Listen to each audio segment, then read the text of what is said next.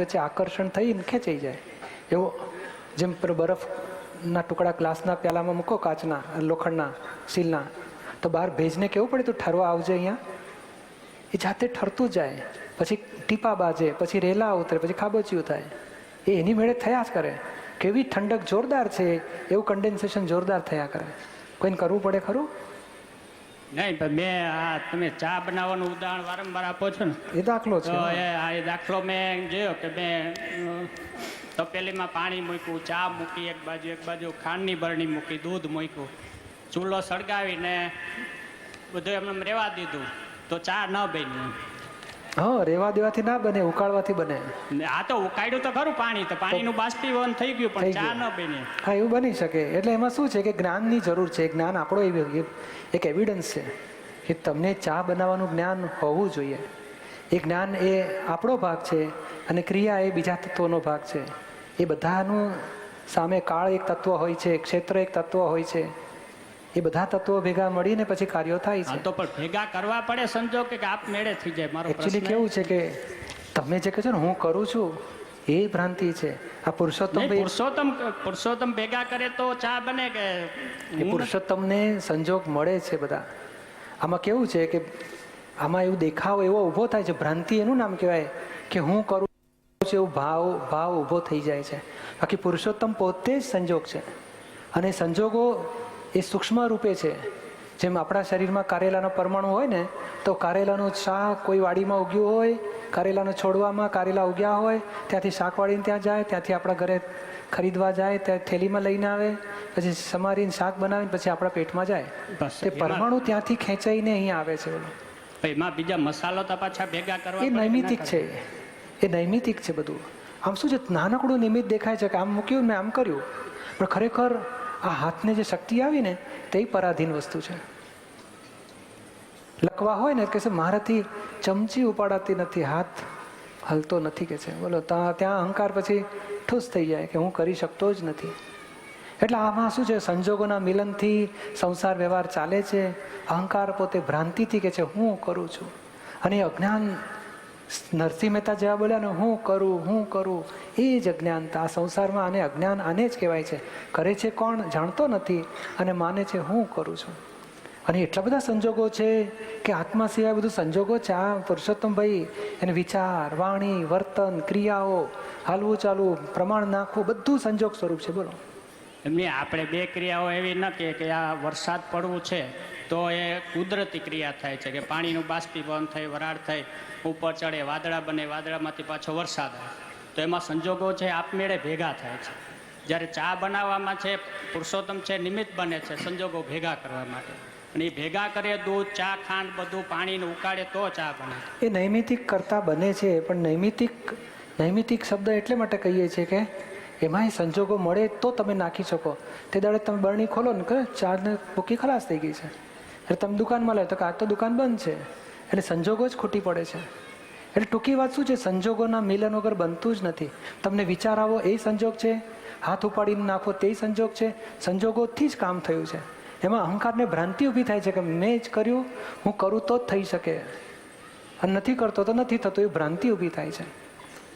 મારો કહેવાનો અર્થ છે કે અમુક સંજોગો ભેગા કરવા પડે. હા, એ બે ભેગા કરવા પડે છે અને ભેગા થઈ જાય છે. એમાં લાંબો ફેર નથી. આમાં તમે પૂછો છો ને હું જવાબ આપું છું એવો અહંકાર જ કરું છું. બાકી પૂછવાનું થઈ જાય છે અને જવાબ અપાઈ જાય છે.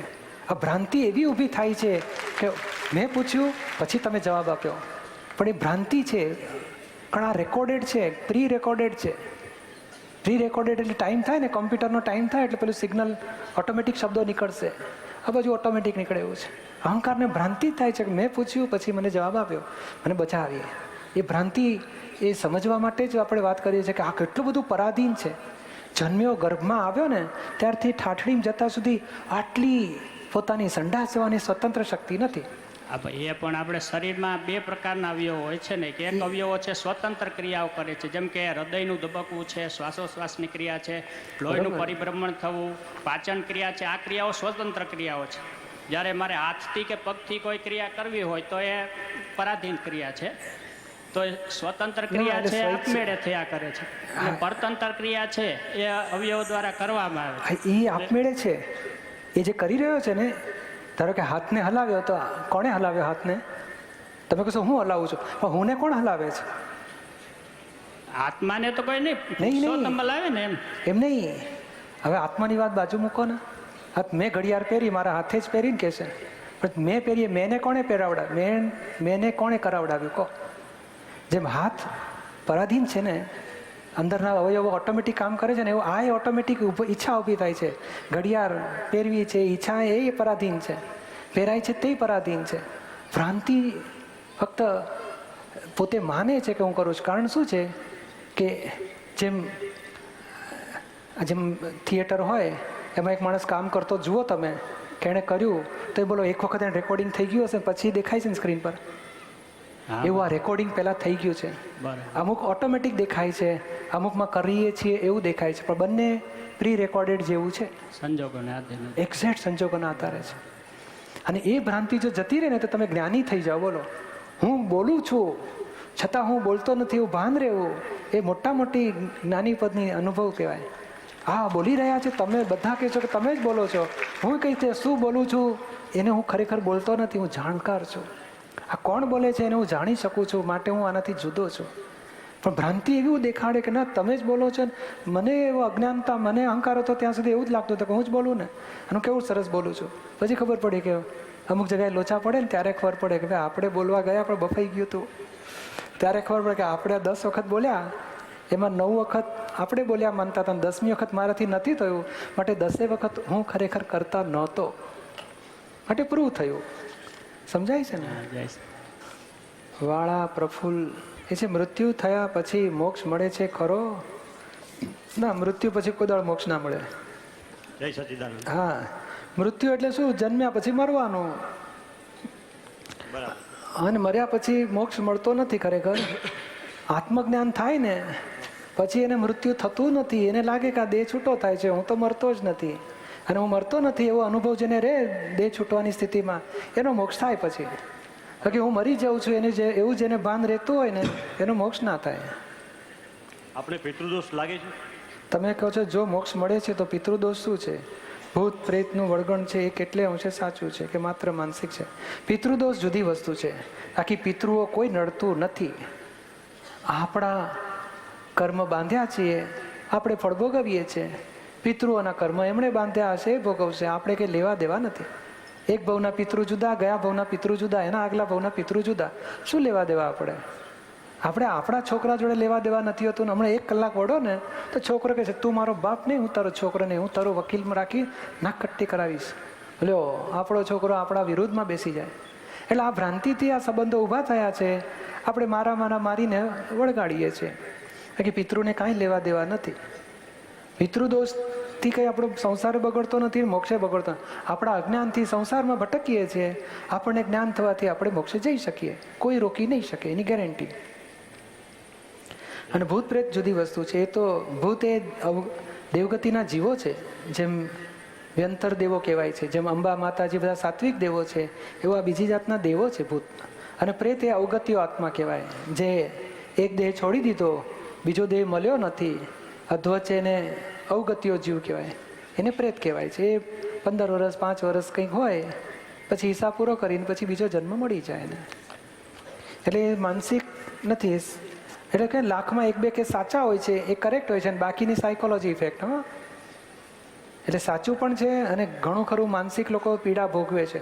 બાકી 70 લાખમાં 2-3 કેસ સાચા હોય, બાકી બધા માનસિક પીડાવાળા હોય. સંદીપ વાળા સરદઘાર ક્યાં છે સંદીપભાઈ? આયા છે કે? જ્ઞાન પ્રાપ્તિ કયા મન દ્વારા થઈ શકે? જાગ્રત મન કે અજાગ્રત મન? અજાગ્રત મનનો ઉપયોગ વધારવા માટે શું કરવું યોગ્ય છે? એ અજાગ્રતનો મનનો ઉપયોગ કોની કરવાની ઈચ્છા છે એ નક્કી કરો ને. તમે કોણ આમાં? એટલે તમે કહો છો ને મારે અજાગ્રત મનનો ઉપયોગ કરવો છે, જી. વધારવો, તો તમે કોણ આમાં? એટલે મારો પ્રશ્ન એ છે કે આપણે એવું કહીએ છીએ કે મન છે જાગ્રત છે અને અર્ધ જાગ્રત છે, તો પછી એ કહેનાર કોણ, આપણે કે બીજું? એ જ પ્રશ્ન છે મોટો. હા, એટલે આમાં શું છે કે મનનો આધારે જ્ઞાન થતું જ નથી. જ્ઞાન થાય છે મન, બુદ્ધિ, ચિત્ત, અહંકાર બધાથી જુદું છે. તમે માનો છો હું સંદીપ છું, એ રોંગ બિલીફ તમને બેસી ગઈ છે. એ તમારી રોંગ બિલીફ છોડાવીએ છીએ, તમને રાઈટ બિલીફ આવે કે તમે ખરેખર શુદ્ધ આત્મા છો.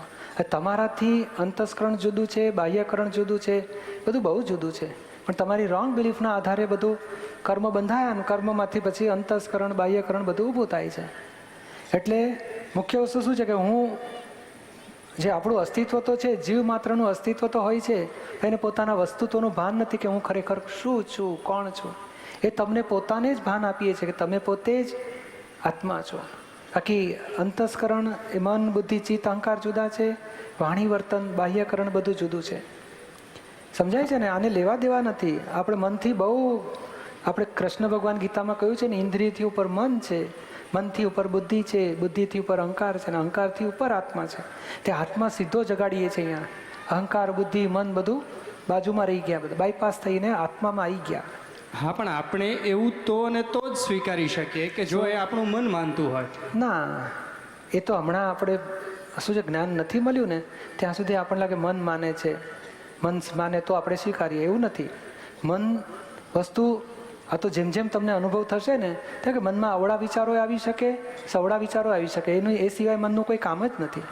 તમે અવળા વિચાર તો તમને અત્યારે આવતા હોય. ઘણી વખત વાઈફ સાથે ઝઘડો થાય ને, થાય કે આને તો છૂટી કરી દેવી જોઈએ, પછી થાય કે ના, પછી છોકરાને શું થશે. એટલે પાછું અવળા વિચારને તમે બંધ રાખો કે ના ના, હવે જેવી છે તેવી ચાલશે.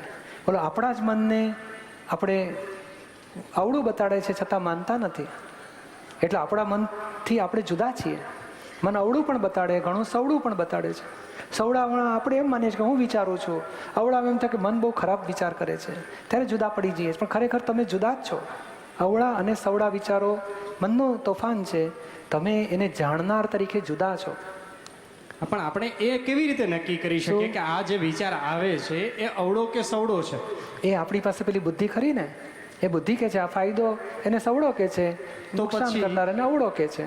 તો પછી જે તમે વાત કરો છો કે મન જે છે એ અલગ છે, આત્મા અલગ છે, હું પોતે અલગ છું, તો પછી એ બુદ્ધિ એ કઈ જગ્યા પર હોઈ શકે? મતલબ મન અને બુદ્ધિને શું કન્સર્ન છે?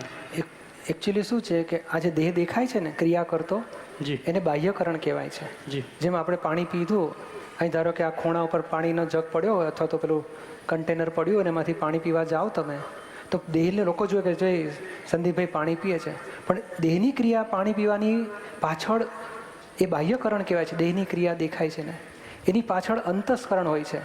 અંતસ્કરણમાં 4 વિભાગ છે: મન, બુદ્ધિ, ચિત્ત અને અહંકાર.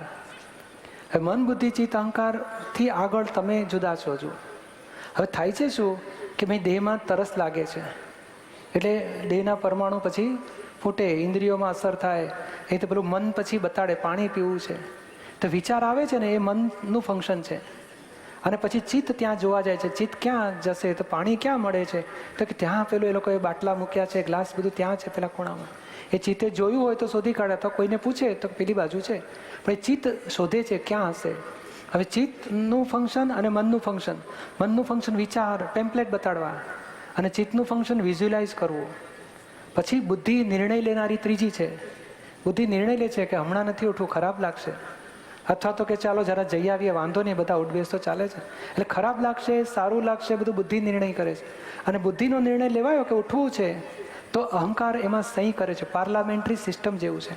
મન અને ચિત્ત વોટિંગ આપે છે, બુદ્ધિ પ્રાઇમ મિનિસ્ટર જેવી છે, અને અહંકાર પ્રેસિડેન્ટ જેવો છે.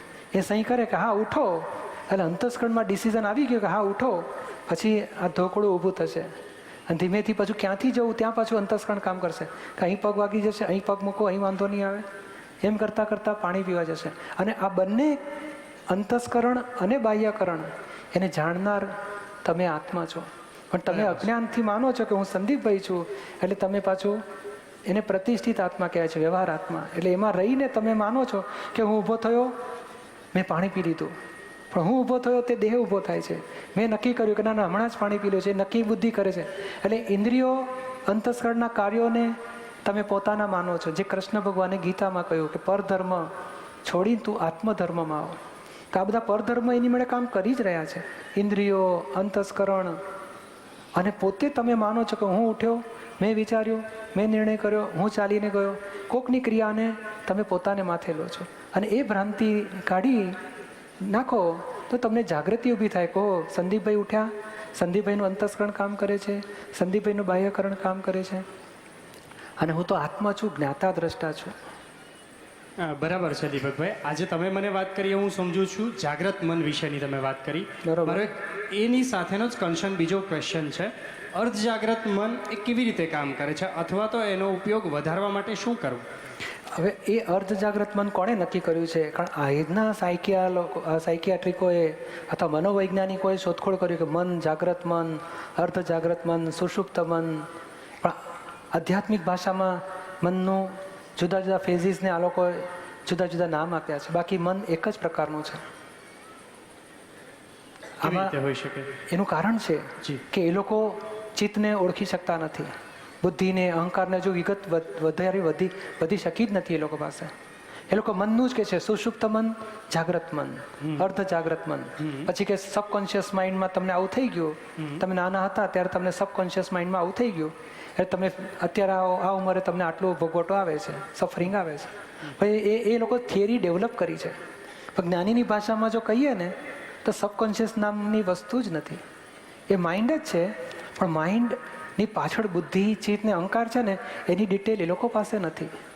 જ્યારે અહીંયા આધ્યાત્મિક દાદા ભગવાને આધ્યાત્મિક વિજ્ઞાન ખુલ્લું કર્યું, તેમાં એ વિગત ખુલ્લી કરે છે, અને એમાં સમજી શકાય છે કે નાનપણમાં અહંકારને હર્ટ થયું છે, પછી અહંકારના આધારે એ શરીરમાં અસરો આવી છે, પછી પણ એની પાછળ અર્ધ જાગ્રત મન નામની વસ્તુ હતી જ નહીં, કે સુષુપ્ત મન નામની વસ્તુ હતી જ નહીં.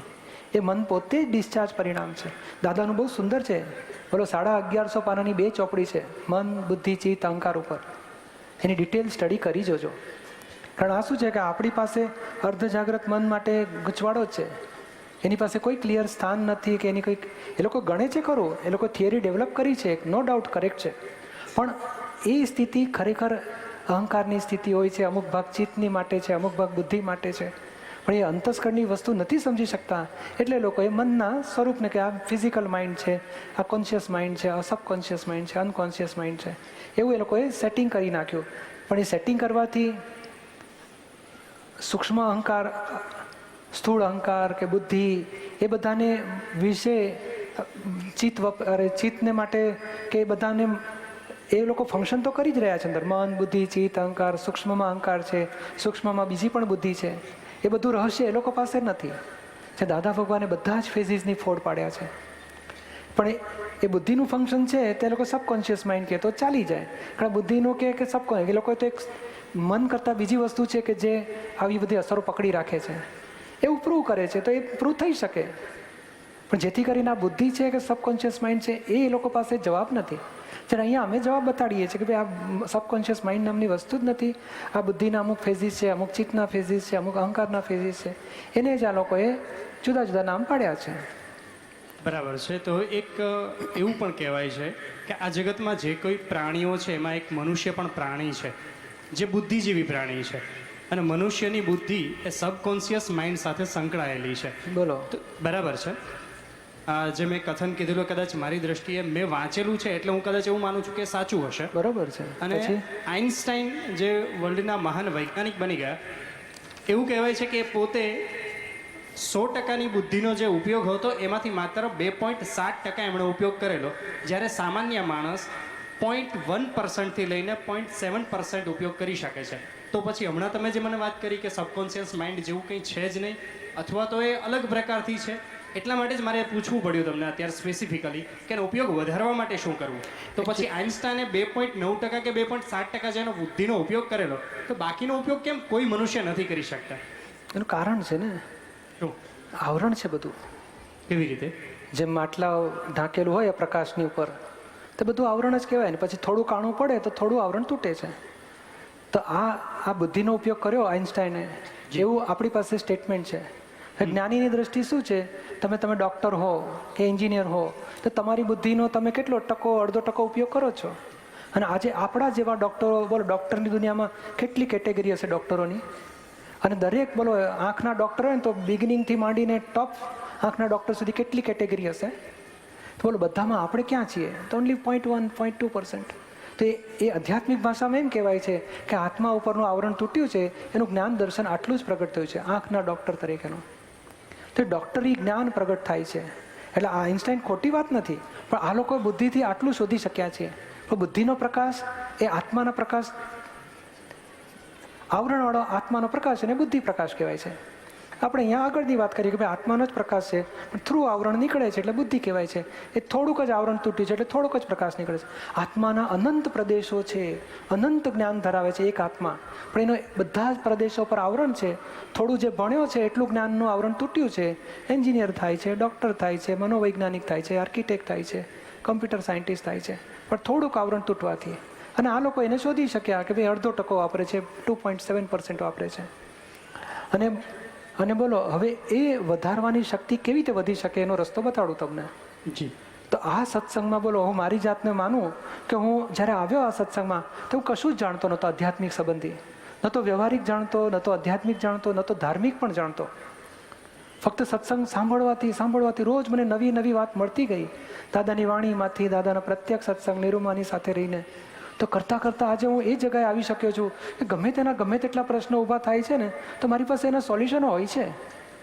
તો આજે આ 25-30 વર્ષમાં આજે આટલું બધું ઉઘાડ થઈ શકે એ કેવી રીતે બની શકે માણસનું? તો કે એના વધારે જાગૃતનો સંપર્કમાં આવવાથી પોતાની જાગૃતિ વધે છે. હું જો ડલ માણસોના ટચમાં આવ્યો હોત તો મારું ડલનેસ વધી હોત. જાગૃતના સંપર્કમાં આવવાથી જાગૃતિ વધે.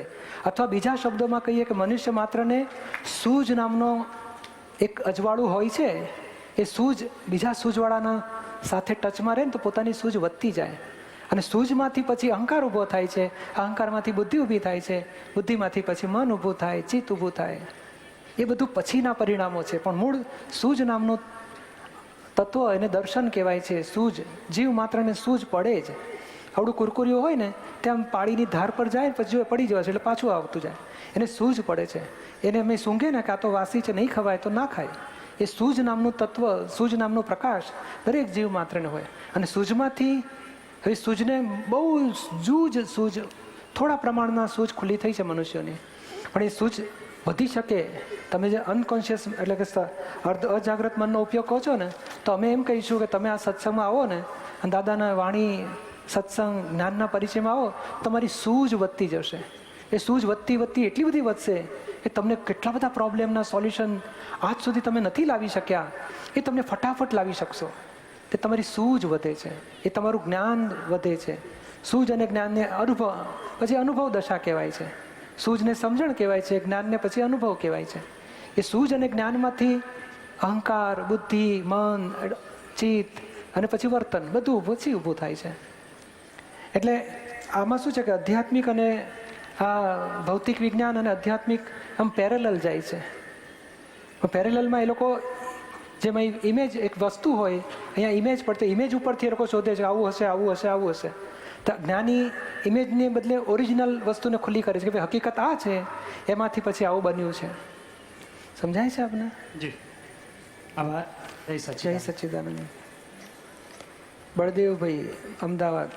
કરતા અને અકર્તા વિશે તફાવત સમજાવો. ક્યાં છે બળદેવભાઈ? હા, અકર્તા રહેવા માટે શું પ્રયત્ન કરવા જોઈએ? છેલ્લામાં છેલ્લો ટૂંકામાં ટૂંકો જવાબ એટલો છે કે અકર્તા રહેવા માટે કર્તા કોણ છે એને શોધી કાઢો અને નિરંતર એ જાગૃતિ મારો કે કયા આધારે બની રહ્યું છે. જય સચ્ચિદાનંદ. અકર્તા રહેવા માટે સાચો કર્તા કોણ છે એનું નક્કી કરી નાખો. પછી એ જાગૃતિમાં રહેશો, તમે અકર્તા થઈને ઊભા રહેશો. કરે છે કોણ જ્યાં સુધી જાણતા નથી ત્યાં સુધી હું કરું છું એ છૂટી શકશે નહીં. સમજાય છે તમને? નરસિંહ મહેતા કહે ને, કરે છે કોણ એને હું કરું એ જ અજ્ઞાનતા. શકટનો ભાર જેમ શ્વાન તાણે, સૃષ્ટિ મંડાણ છે સર્વ એણી પેરે, જોગી જોગેશ્વરા કોક જાણે. કે કોણ ચલાવે છે ને એ કોક જાણે છે. એ કોણ જાણે છે? તો કે આત્મજ્ઞાની અને આત્મયોગેશ્વર. તો એ જો જાણે એવું આપણે જાણીએ કે કરે છે કોણ, તો આપણું કર્તાપણું છૂટી જશે. અને અહીંયા તમને જ્ઞાનમાં એ જ વસ્તુ પ્રાપ્ત કરાવીએ છીએ. એક પ્રશ્ન પૂછો, આપણું ધાર્યું થાય છે બધું? નથી થતું? તો કોનું ધાર્યું થાય છે ઘરમાં? હા, તે વ્યવસ્થિત એટલે શું? બધા સંજોગો ભેગા મળીને કાર્ય થવું. કાળ, ક્ષેત્ર, સંજોગો, નિમિત્ત અને પોતાનો ભાવ પણ એક એવિડન્સ છે. એટલે બધું ભેગું મળીને બન્યું એને આપણે વ્યવસ્થિત કહીએ છીએ. હવે કરતા આ બધું ભેગું મળીને બની રહ્યું છે એને જાણનાર તે આત્મા છે, તે હું છું એવું ભાન રહેશે તો તમે કરતા છો. દ્રષ્ટામાં રાખીએ જ્ઞાતા દ્રષ્ટા રહીએ એ અકર્તા કહેવાય. એ અકર્તા જ કહેવાય. બરોબર છે. જય સચિદાન. જાગૃતિ અમીન, ઔરંગાબાદ છે કે છે? અહીંયા છે. હા, એ કે છે એક્સિડન્ટ થઈ ગયા પછી કહી શકાય કે વ્યવસ્થિત છે, પણ એનાથી બચવા માટે વપરાતી બુદ્ધિનો કેટલો ભાગ નિર્ણય શક્તિ પર આધારિત છે? એકચ્યુઅલી કેવું છે કે પુણ્યનો ઉદય હોય ને ત્યારે બુદ્ધિ સવડા ડિસિઝન લે છે અને એક્સિડન્ટમાંથી બચી જાય છે, અને પાપનો ઉદય હોય ને ત્યારે અવડા ડિસિઝન લેવાઈ જાય છે અને એક્સિડન્ટમાં ભોગ બને છે. બાકી બુદ્ધિ વપરાવી અને એક્સિડન્ટ થવો કે બુદ્ધિ વપરાવી અને એક્સિડન્ટ ન થવો એ બધું પરસત્તા છે. ફક્ત અહંકાર ફક્ત માને છે કે મેં આમ કર્યું એટલે બચી ગયો, હું આમ કર્યું એટલે પડી ગયો કે છે. એટલે આમાં કહે ને કે બન્યું પછી આપણે સ્વીકારવું જ પડે કે બન્યું એ વ્યવસ્થિત. એની પહેલાં આપણે પ્રયત્ન કરીએ છીએ પણ છેવટે પુણ્ય પાપનો હિસાબ એમાં જોઈન્ટ થયેલો હોય છે. એ નૈમિતિક પ્રયત્ન છે, સંપૂર્ણ સ્વતંત્ર પ્રયત્ન નથી હોતા.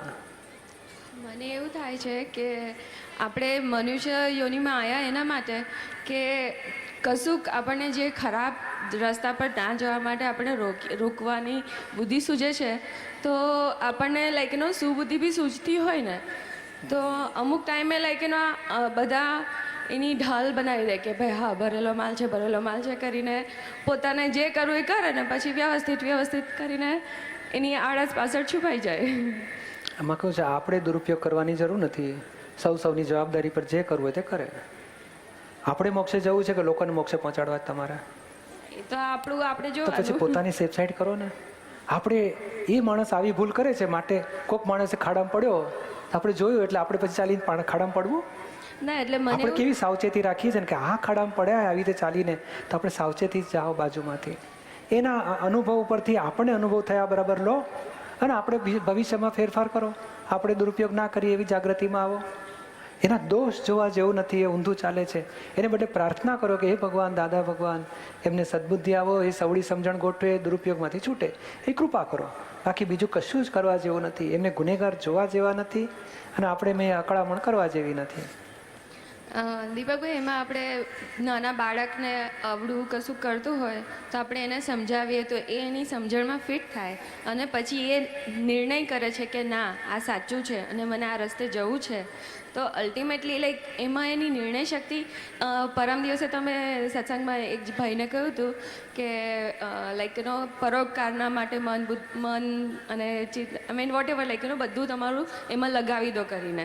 તો અલ્ટિમેટલી એમણે હમણાં ડિસાઈડ કર્યું હોય અને પછી એ માર્ગે જઈ શકવા માટે સમર્થ છે કે નહીં? એ સમર્થ એટલે શું છે? એમાં પૂર્વકર્મ હેલ્પ કરે છે ને. ગયા ભાવનો હિસાબ લાયેલો હોય ને, નહીં આ ભાઈ કે છે મારો દારૂ છૂટી ગયો, તો એનું શું, એનો એ પરમાણુનો હિસાબ પૂરો થવાનો આવ્યો હતો અને દાદાનું જ્ઞાન મળ્યું અને ટાઈમિંગ પાકી ગયો અને છૂટી ગયો. એટલે આપણા શબ્દો મળવા એની તૈયારી હોય. કદાચ કેવું છે, ધારો કે એનું 10 ઊંધા વર્તનના પડ હોય તો આપણે સમજણ પડ્યા પછી 10 ઊંધા વર્તન થઈ અને 11મી નવી સમજણ પ્રમાણે વર્તન આવશે. અને 3 જ પડ હશે, 3 ઊંધી સમજણના વર્તન પૂરા થશે પછી નવી સમજણનું પરિણામ શરૂ થશે. એટલે એનું કેટલો ભરેલો માલ છે એની પર ડિપેન્ડન્ટ છે. એટલે પૂર્વકર્મનું અનુસંધાન છે. આજની સમજણ અને પાછલું કર્મ બે ભેગું મળીને પછી પરિણામ આવતું હોય છે. અમુક ટાઈમ આપણને એવું થાય કે આમ કોઈ અવળા માર્ગે જતું હોય આપણાથી જોઈ ના શકાય કે અને આમ આપણે કેમ કરીને સવડા માર્ગે લાવીએ. લિટરલી આપણે જતું દેખાય છે ખાડામાં પણ રોકી નથી શકતા. એવું એટલું એમ દુઃખ થાય કે કેમનું આવું થતું હશે. એવું થાય. એનું કારણ શું છે કે આપણને લાગે અવળો રસ્તો કરી રહ્યા છે, પણ ખરેખર આ જગતમાં અવળું અને સવળું બુદ્ધિની માન્યતાઓ છે. બાકી દરેક જીવ પોતે અનુભવ કરી અને ઉપર ચડે છે. એ અવળાનો અનુભવ કરે છે અથવા સવળાનો અનુભવ કરે છે. જે અનુભવ થઈ ગયા છે એટલું એની પાસે સ્ટોકમાં છે, એ વસ્તુમાં ફરી પડતો નથી. જેમ આપણે અત્યારે કોઈ સિગરેટ પીશું આપણે સંસ્કારી ઘરમાં, દારૂ પીશું અથવા ચોરી કરીશું, કોકના ખિસ્સાની વસ્તુ ઉપાડીશું, કેમ તો કે આપણે પૂર્વે અનુભવ લઈને આવેલા છે કે આ ન કરાય. એ તે દાડે અજ્ઞાન 550 અવતાર પહેલાં કે 200-500 અવતાર પહેલાં આપણે ચોરી કરતા આવીશું, પછી માર પડ્યો, અનુભવ થયો કે આ ખોટું કહેવાય. એ અનુભવના આધારે આપણે ઊંચા ડેવલપમેન્ટમાં આવીએ છીએ. એટલે આ જગત અનુભવ થવા માટે છે.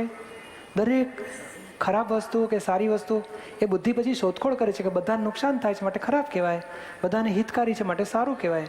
બાકી ખરેખર વસ્તુઓનો અનુભવ લઈને પોતે ડેવલપ થતો હોય છે.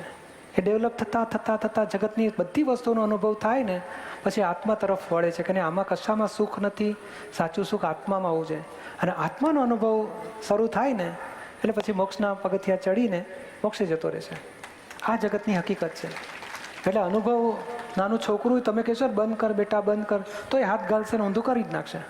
પછી એને અનુભવ થાય ને પછી એ ઊંધું કરતો અટકી જશે. એને અનુભવ કરાવડાવો, સમજણ પાડો, પછી ધીમે ધીમે ધીમે એને સમજાઈ જશે. એને અનુભવમાં આવવું જોઈએ. આ જગતની છેલ્લી વાત એટલી તારણ છે કે દરેક વસ્તુનો અનુભવ માગે છે. એ અનુભવ કર્યા પછી જ પોતે ઉપરના પગથિયે ચડે છે. આખું જગત અનુભવ લઈને ઉપરના પગથિયે ચડે છે. અવળા કામો પહેલાં કર્યા હશે ત્યારે અનુભવ થયા પછી સવળા કામોમાં આપણે આવ્યા, તે અનુભવ, એમાંથી પછી શુદ્ધ તરફ જઈશું, તે અનુભવ પછી જવાશે. સમજાય છે ને? આમાં આ બધું બનવા જે જોગ જે હોય બની ગયા પછી આપણે એને વ્યવસ્થિત કહીએ, પછી પાછળથી એને કોઈ આપણને કહે કે તારો જ દોષ હતો, તે કેમ ના સમજીને વિચારીને કર્યું, આમ તેમ, તો બની ગયા પછી લાઈક આપણને દોષનો ટોપલો દેવામાં આપે ત્યારે આપણે એનો ભરેલો માલ, આપણો હિસાબ એ બધું માનીને છોડી દેવાનું.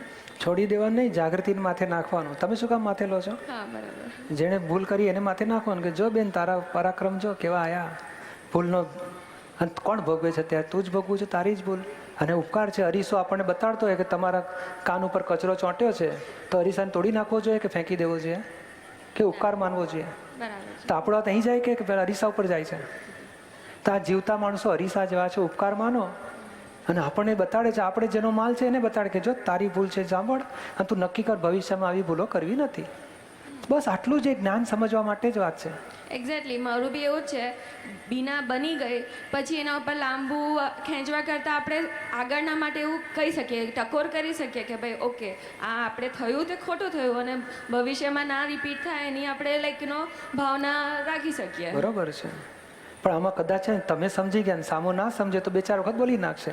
તો આપણે બે ચાર વખત સ્વીકારી લેવું છું. જાગૃતિને કહેવાનું તું સ્વીકારી લે ને, વાત તો બરોબર જ છે ને. શું કામ ભૂલના ઉપરાણા લઈએ? કારણ અહંકાર છંછેડાઈ જાય.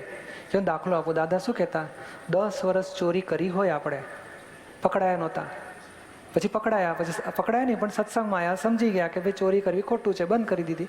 હવે 10 વર્ષ સુધી તમે ચોરી ના કરતા હો તોય લોકો પેલો ચોર, દાદાને સત્સંગમાં આવ્યા પછી સુધર્યો, પેલો ચોર એવું બોલે આપણને. હું ચોરી બંધ કરીને શું ચોર ચોર કહો છો, મને શરમ નથી આવતી તમને?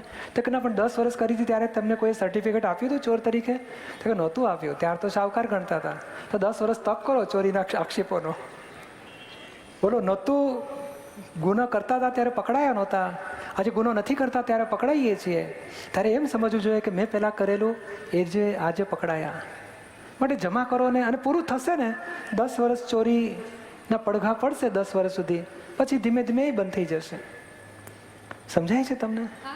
તો આવું આપણે રાખવું જોઈએ કે ભાઈ પેલા 6 વખત કહી ગયા દોષનો ટોપલા, તો ભાઈ એક જ વખત કરીને શું રોજ રોજ કહો છો? સમજો કોઈ દાડો પહેલાં કરી હશે તો એ દાડો નહોતા પકડાયા, હવે આપણને આજે કહે છે તો આપણે પાછલું જ ધોવાય છે. આજે આપણો સામો જ્યારે આક્ષેપ આપે છે ને આપણને, ત્યારે બોલો કેટલી મોટી પોતાની સિદ્ધિ વાપરીને આપણો કચરો સાફ કરે છે. ઉપકાર માનો એનો, અને આપણે દિલથી સ્વીકારીએ તો આપણું ચોખ્ખું થઈ જાય છે.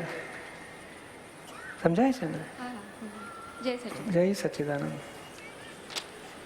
પછી અમૃતલાલ ભટ્ટી, ચાંદખેડા. ક્યાં છે અમૃતલાલ? એ કહે છે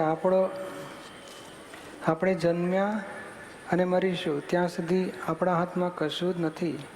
આપણે ગયા જન્મોના જે કર્મ કરીને આવ્યા તેનું ફળ ભોગવીએ છીએ. તો આવતા જન્મ માટે કર્મ કેવી રીતે બંધાય છે તે સમજાવશો, અને ન બંધાય તેને માટે શું કરવું જોઈએ? કરતા ભાવકર્મ એટલે શું? ક્યાં ગયા? હા જય સચિદાન. હા એ શું છે કે ગયા ભાવમાં કર્મ બીજ નાખ્યું, આ ભાવમાં આખું જીવન કર્મ ફળ ભોગવીએ છીએ. હવે કર્મ ફળ ભોગવતી વખતે વિચાર આવ્યા કે વાણી બોલાઈ કે વર્તન થયું કે બુદ્ધિ નિર્ણય લીધો, કાર્ય કર્યું, એને પાછું આપણે હું કરું છું, હું જ અમૃતભાઈ અને મેં કર્યું માનીએ છીએ ને, હાજી એ જ આવતા ભાવનું બીજ પડે છે. કરતા ભાવથી કર્મ બંધાય છે.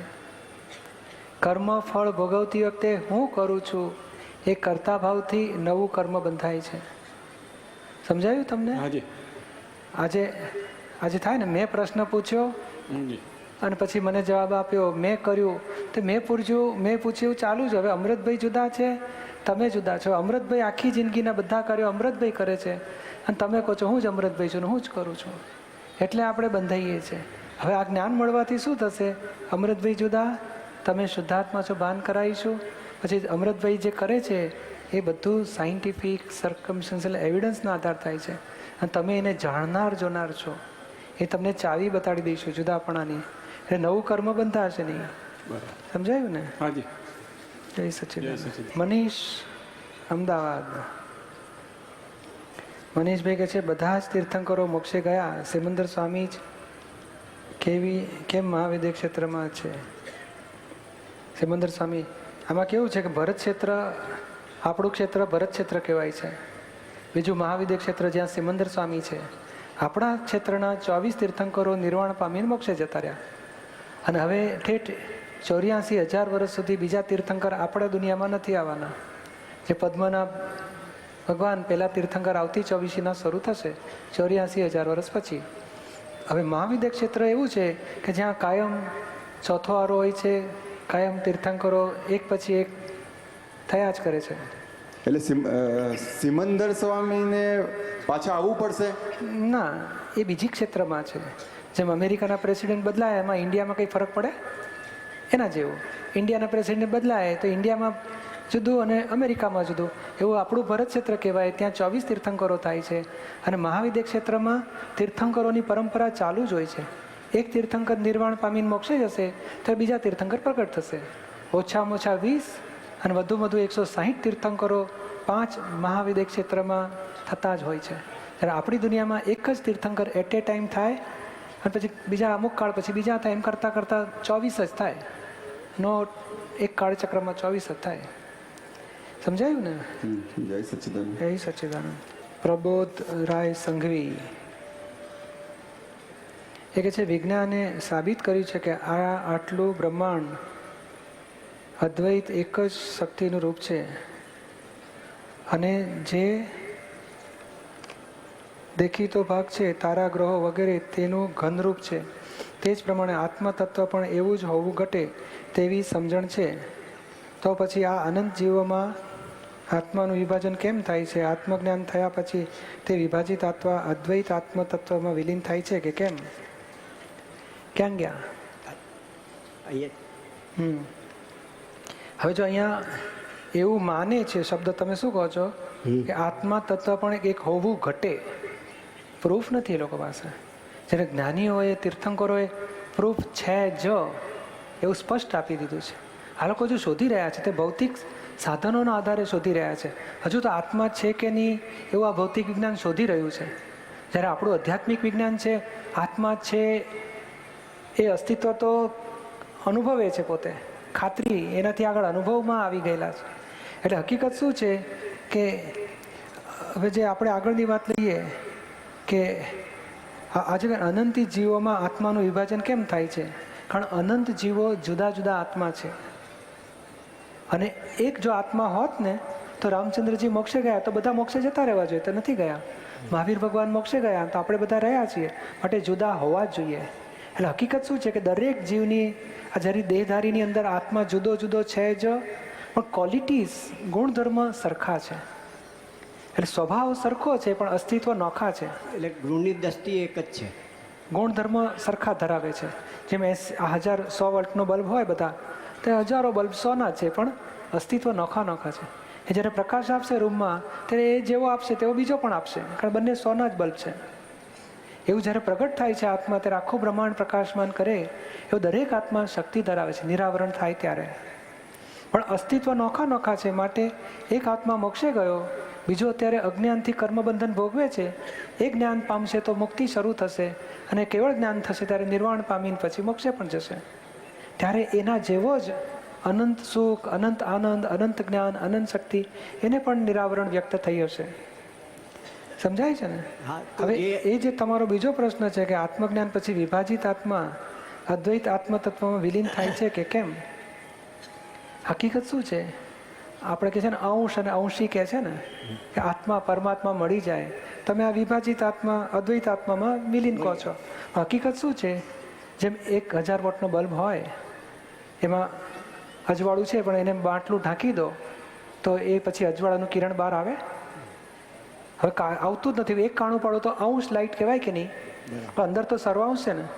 2 કાણા પાડો તો 2 અંશ કરતા કરતા ઘણા બધા પાણો તો ઘણા બધા અંશ લાઇટ બહાર નીકળે ને. પણ હવે આખું માટલું તૂટી જાય તો અંશી અને અંશ એક થઈ જાય કે વિભાજિત રહે? એક જ થઈ જાય. એ ખરેખર જુદા હતા જ નહીં, પણ આવરણને લઈને જુદા ભાસે છે કે અંદર આત્મા છે. લોકો ઉપર માને છે કે ઉપર પરમાત્મા બેઠા છે, આપણે આત્મા છીએ, એ ઉપર જઈને પરમાત્મામાં મળીશું. હકીકત એવી નથી. હકીકત મહીવાળા પરમાત્મામાં પોતે ભળી જાય છે. પોતે અંશ લાઇટમાં ઊભો છું. હું એન્જિનિયર છું, હું ડૉક્ટર છું, હું જ્ઞાની છું, એ અંશ લાઇટમાં છે. અંદર સર્વાંશ લાઇટ છે. જ્યારે કેવળ જ્ઞાની થાય છે ને ત્યારે પોતે જ પોતાના આત્મામાં અભેદ થાય છે. એટલે પોતાનો પરમાત્મા પોતાની મહી જ છે. એટલે આ આખું ઉપર વિલીનીકરણ થવાની વાત નહીં, એ તો સરકારમાં વિલીનીકરણ થાય, પાટલીએ બદલે પાછા. ત્યારે આત્મામાં એવું વિલીનીકરણ છે જ નહીં. તો જ્યાં સુધી આત્માની ઓળખ નથી થઈ ત્યાં સુધી તો આત્મા પૂતગલમાં છે ને. પૂતગલમાં એટલે શું? અહંકારમાં છે આત્મા. પૂતગલમાં કહેવાય, વાંધો નહીં, પણ એનાથી શું થાય છે કે જુદો પડી ગયો છે મૂળ આત્મા સાથે પોતે. એટલે અહંકાર ઊભો થાય. એટલે 2 જાતના આત્મા, એક મૂળ આત્મા છે અને બીજો સંસારના દબાણથી ઊભો થયેલો, એને વ્યવહાર આત્મા કહેવાય છે. કે જેમ હું શું નામ છે, પ્રબોધરાય, તો હું પ્રબોધરાય છું, એક અહંકાર ઊભો થયો છે, એને વ્યવહાર આત્મા કહેવાય છે. હવે વ્યવહાર આત્મા એટલે કે છે ને આત્મા વડે આત્માને ઓળખ, આત્મામાં સ્થિર થા, તે એ એક ગીતામાં છે, બધે શાસ્ત્રોમાં આવે છે. તો એ આત્મા વડે આત્માને જાણે એટલે શું? મૂળ આત્મા વડે તું જાણ કે મારું સ્વરૂપ આ છે. એટલે અરીસાની અંદર પ્રતિબિંબ દેખાતું હોય તો મૂળ વસ્તુ જુદી હોવી જોઈએ. એ તો વ્યવહારાત્મા પ્રતિબિંબ જેવો છે અને મૂળ વસ્તુ જુદી છે. એ ધીમે ધીમે મૂળ અત્યારે વ્યવહારાત્મા વ્યવહારમાં વર્તે છે કે હું પતિ છું, પિતા છું, પુત્ર છું. પછી એને ભાન થાય કે તું આત્મા જ છે. પણ ધીમે ધીમે મૂળ આત્મા જેવો પોતે થઈ જશે એટલે મૂળ આત્મામાં ભેદ થાય છે. બસ આટલી જ હકીકત છે કે આ વ્યવહાર આત્મા ઊભો થયો છે એ વ્યવહારથી કરતા છે, નિશ્ચયથી અકર્તા છે. એ નિશ્ચય આત્મા જેવો પોતે થશે ત્યારે મૂળ આત્મામાં ભેદ થાય છે. આ જે બધા જુદા જુદા ક્ષેત્ર કયા છે, ક્ષેત્ર કયા છે બધા, ધારો કે કેવળ જ્ઞાન થાય તો કેવડી લોકો સિદ્ધ ક્ષેત્રમાં જાય, તો એ પણ બધું બ્રહ્માંડમાં જ છે ને, પૂતગલમાં જ છે ને? નહીં, એકચ્યુઅલી શું છે, બ્રહ્માંડમાં 2 વિભાગ પડે, લોક અને અલોક. લોકમાં 6 અવિનાશી તત્વો છે અને અલોકમાં આકાશ તત્વ એકલું છે.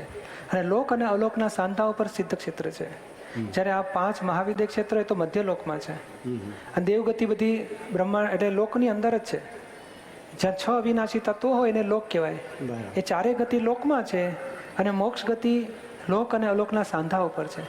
એટલે લોક પૂરું થાય છે જેમ એક તુંબડાને પાણીમાં માટી બાંધી હોય તો ડૂબી જાય માટી પાણીમાં, પછી તો માટી જેમ જેમ ઓગળે તુંબડું ઉપર તરતું તરતું સરફેસ પર તર્યા કરે ને, એવું આ સરફેસ ઉપર આવીને સિદ્ધ ક્ષેત્રમાં સિદ્ધ ભગવાન મુક્ત આત્માઓ ત્યાં સ્થાન પામે છે. એટલે એ જુદું જ છે બ્રહ્માંડ, પૂતગલથી જુદું જ છે. પૂતગલથી છૂટે ને ત્યારે જ મોક્ષ થયો કહેવાય. અરે કેવળ જ્ઞાન થતાં પૂતગલથી છૂટો જ પડી જાય છે ને. બરાબર. અને આપણે જ્ઞાન મળ્યા પછી પૂતગલથી છૂટા પડવાનો પુરુષાર્થ ચાલુ થઈ ગયો. નિશ્ચયથી છૂટ્યા પણ વ્યવહારથી છૂટવાનો પુરુષાર્થ બાકી રહે છે. જય સચિ. બેચરભાઈ પરમાર નડિયાદ છે કે? બેચરભાઈ હા, એ કહે છે કૃપાળુદેવને પાછલા 900 ભવનું સ્મરણ થયું હતું.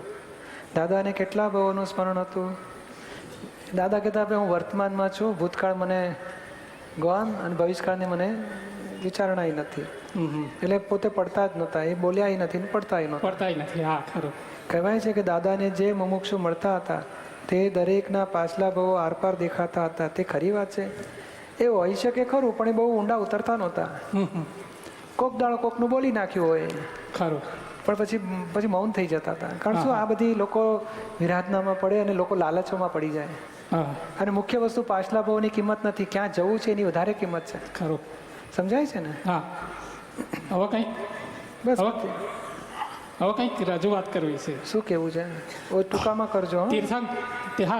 તીર્થંકર ભગવાન જન્મથી કેવળ જ્ઞાન થાય ત્યાં સુધી 34 અતિશય પ્રાપ્ત થતા હતા. આપને અમે કોઈ પ્રશ્ન ન પૂછીએ, તમે કોઈ જવાબ ન આપો, તે છતાંય અમન આનંદ થઈ જાય છે. તે અતિશય કહેવાય કે નહીં? એ દાદાની સૂક્ષ્મ હાજરી કહેવાય. હા, જય સચ્ચિદાનંદ. અહીં જો બીજો પ્રશ્ન આવ્યો છે, મુકુદ કંસારા, પૂજ્ય દાદા અને પૂજ્ય નિરૂમાની સૂક્ષ્મ હાજરી કેવા સ્વરૂપે હોય તે આજે આનંદ પ્રગટ કરાવે છે. એ વાતાવરણમાં આપણને અલૌકિક આનંદ લાગે. કશું કંઈ વિશેષતા તો કે ના, એ કંઈ સૂક્ષ્મ હાજરી છે. એ દેવનગરી જેવું લાગ્યા. દેવ દેવીઓ, દાદા, નિરૂમા બધાની સૂક્ષ્મ હાજરી આ રીતે છે. અને કામો બધા સરળતાથી ઉકલ્યા કરે, નિર્વિઘ્ને ઉતર્યા કરે.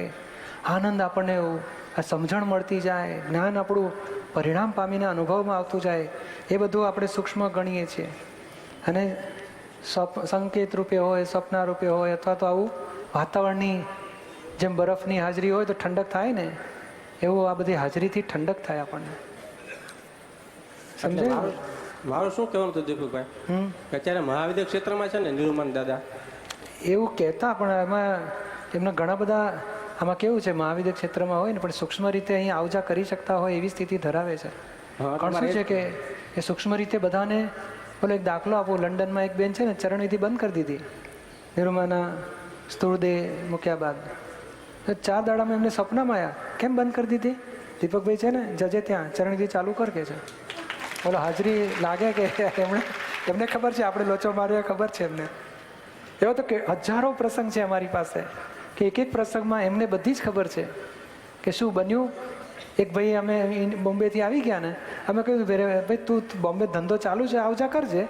તો બીજે દાડે નિરૂમા એને સ્વપ્નમાં આવ્યા કે ભાઈ કેમ તારે ધંધો ચાલુ રાખો, તું જતો રહે અડાલજ, એ ધંધો બંધો કરવા નથી, તું ખોવાઈ જઈશ.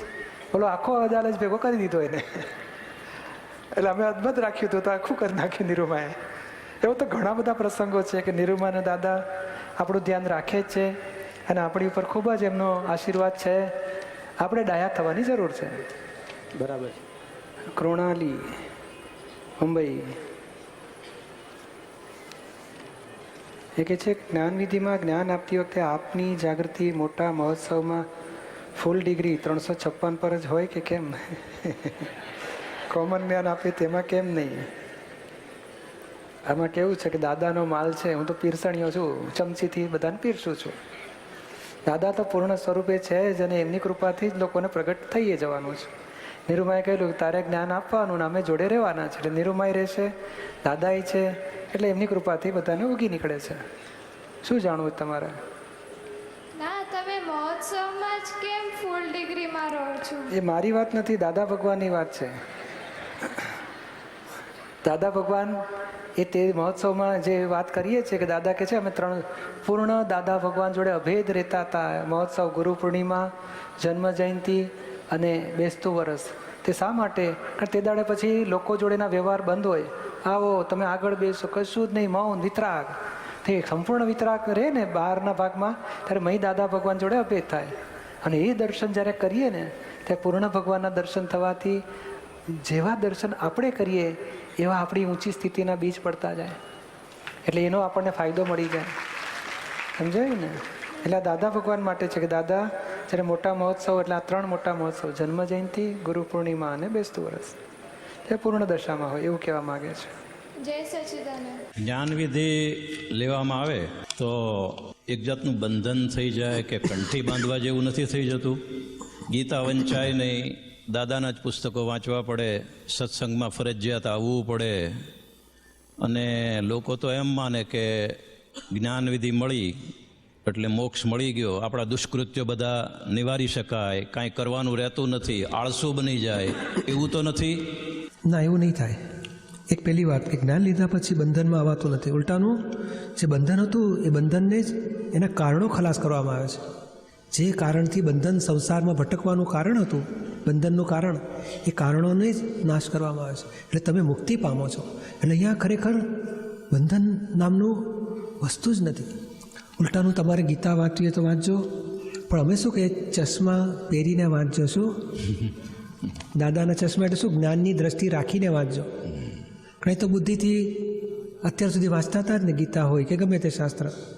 પણ આપણને જે ગીતામાં અર્જુનને પ્રાપ્તિ કરાવી કૃષ્ણ ભગવાને, એવી પ્રાપ્તિ આપણને થાય છે ગમે તેટલું વાંચ્યા પછી. એટલે કે છે તમે વાંચો ને તો જ્ઞાનની દ્રષ્ટિથી વાંચો, અથવા તમે દાદાના પુસ્તક વાંચો તો તમને દાદાની પાસેની જ્ઞાનની દ્રષ્ટિ પ્રાપ્ત કરાવ્યા પછી વાંચાવડાવીએ છીએ. તો તમે વાંચો ને તો તમને આત્મદ્રષ્ટિથી વાંચો ને, તમને જેમ છે તેમ સમજાય. અને ગીતા પછી વાંચો, જ્ઞાન લીધા પછી, તો તમને લાગશે કે આ 40 વર્ષ મેં વાંચી પણ હવે મને સમજાય છે ને, એ સાચી રીતે સમજાય. જે કૃષ્ણ ભગવાનના હૃદયની વાત હતી એ રીતે સમજાય છે. એટલે સાચું સમજાશે. પછી દાદાના જ પુસ્તકો વંચાય એ હેલ્પિંગ માટે છે. કારણ તમે આત્મજ્ઞાન બીજ રૂપે મળ્યું છે. બીજમાંથી 30 થાય, 14 થાય, પૂનમ સુધી પહોંચવાનું બાકી છે ને. તો એ વાત દુનિયામાં કોઈ શાસ્ત્રમાં નહીં મળે. કારણ બધા શાસ્ત્રો આત્મજ્ઞાન થવા માટે છે. પ્રાપ્તિ કરો, આ પ્રાપ્ત કરવા જેવું છે. પણ આત્મજ્ઞાન થયા પછી સંપૂર્ણ દશામાં પહોંચવા માટેની વાત ક્યાંય નહીં મળે. એ દાદાની વાણીમાંથી મળે છે. એટલે જે લોકોએ પૂછ્યું છે અને આપણા કાળમાં આ ક્ષેત્રમાં આજના પ્રોબ્લેમની વાતો પૂછી છે. છોકરો સામો થતો હોય, અથવા તો છોકરો પૈસા પડાવી લે, મા બાપને ગયડા ઘરમાં મૂકી આવે, ઝઘડા થાય, તો એમાં શાંતિ કેવી રીતે રાખવી? આજે જ્યારે 85 વર્ષના હતા કાકા કાકી, તો કે અમારે વહુએ દાવો માંડ્યો છે, મારી પાસે દહેજ માગ્યું હતું વર્ષો પહેલાં. લ્યો, કોની વાત ક્યાંથી આવી? અને અત્યારે તો કોર્ટના કાગળિયા રોજ ધક્કા ખવડાવે છે અમને. પણ હવે આવા કાળમાં કેવી રીતે શાંતિ રાખવી માણસે, એ શાસ્ત્રમાંથી જવાબ મળતો નથી. તો એવા લોકો માટે આ કે ભાઈ આ પુસ્તક વાંચજો, તમને આમાંથી શું જવાબ મળ્યો? તો કે ભોગવે તેની ભૂલ, બન્યું તે ન્યાય. તો કે સમજી ગયો મારી જ ભૂલનો દંડ આવ્યો છે, કોઈનો દોષ નથી. ભવનોય દોષ નથી, વેવાઈનો દોષ નથી, અને કોર્ટવાળાનો દોષ નથી. મારી ભૂલનું ફળ આવ્યું તો શાંતિ રહે છે. બોલો કેટલા આનંદમાં રહે છે આટલું દુઃખ હોવા છતાં. એટલે આ કાળ માટે જ આવું આ અપવાદ રૂપે માર્ગ છે. એ તો ક્રમિક માર્ગ છે જ, દોરી માર્ગ એ જ છે. તપ કરો, ત્યાગ કરો. જેટલો ત્યાગ થાય, પરિગ્રહ છૂટે, એટલી મમતા છૂટે, ક્રોધમાન માયાલોભ છૂટે, એટલો આત્મા પ્રાપ્ત થાય. આમ અંશે વધતો પૂર્ણાવતી જવાનો માર્ગ. અને કોઈક વખત આવો રસ્તો ખુલ્લો થાય છે, બાયપાસ. જેમ બ્રિજ તૂટી ગયો ને એટલે બાયપાસ ખુલ્લો થયો છે. એટલા કુદરતી રીતે બની ગયું છે. આપણા જૂનાગઢમાં નિષ્પક્ષપાતી ત્રિમંદિરનો ભવ્ય પ્રાણ પ્રતિષ્ઠા મહોત્સવ આત્મજ્ઞાની પૂજ્ય દીપકભાઈના સાનિધ્યમાં પ્રશ્નોત્તરી સત્સંગ રહેશે 7 જાન્યુઆરી સાંજે 4:30 થી 7:30. જ્ઞાનવિધિ ભેદ જ્ઞાનનો પ્રયોગ રહેશે 8 જાન્યુઆરી સાંજે 4 થી 7:30. પ્રાણ પ્રતિષ્ઠા મહોત્સવ પ્રાણ પ્રતિષ્ઠા વિધિ 9 જાન્યુઆરી સવારે 9:30 થી 1. પૂજન આરતી સાંજે 4:30 થી 7:30. વિશેષ ભક્તિ રાત્રે 9 થી